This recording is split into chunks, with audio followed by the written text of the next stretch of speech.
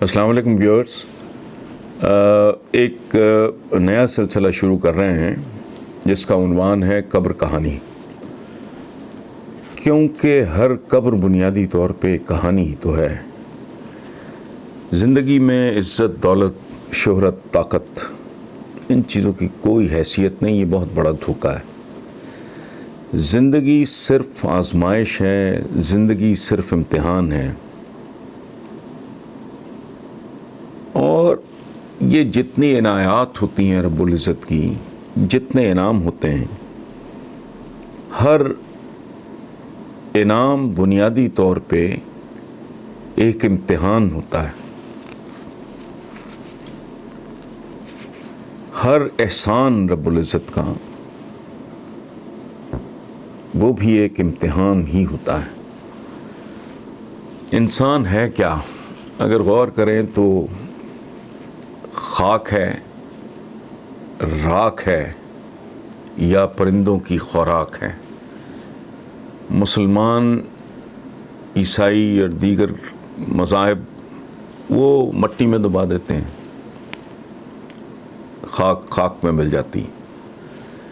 ہندو لوگ جلا دیتے ہیں، یعنی انسان راکھ میں تبدیل ہو جاتا ہے۔ پارسی وہ جو کہتے ہیں ٹاور آف سائلنس کہتے ہیں غالباً اس کو، وہ اپنے مردے وہاں چھوڑ دیتے ہیں جو پرندے جن کو کھا لیتے ہیں، یعنی وہ خوراک بن جاتے ہیں۔ تو انسان کی باٹم لائن کیا ہے؟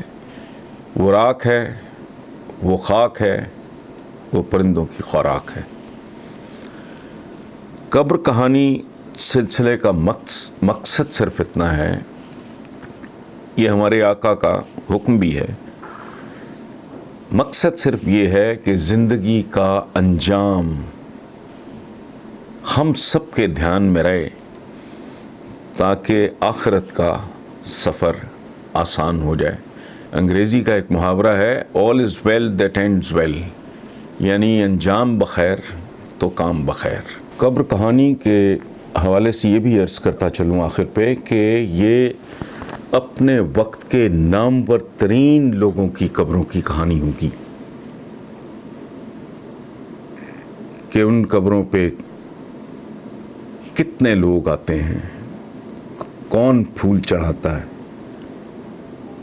یا وہاں لیٹے ہوئے لوگ رستہ ہی تکتے رہ جاتے ہیں۔ شروع ہم کر رہے ہیں وحید مراد اپنے وقت کا سپر سٹار، رانی ایک بہت بڑی اداکارہ پاکستان کی، اور فیض احمد فیض بہت بڑے شاعر، اردو ادب کا بہت بڑا نام۔ آغاز ہم ان 3 قبروں کی کہانیوں سے کر رہے ہیں۔ امید یہ ہے کہ آپ کا فیڈ بیک جو ملے گا، اس کی روشنی میں ہم اس پروگرام کو مزید امپروو کر سکیں گے، اور آپ خود بھی ریکمینڈ کر سکتے ہیں کہ ہمیں فلاں اپنے سٹار کی یا مشاہیر میں سے جو بھی آپ کو پسند ہو کہ اس کی قبر کس حال میں ہے۔ Thank you very much.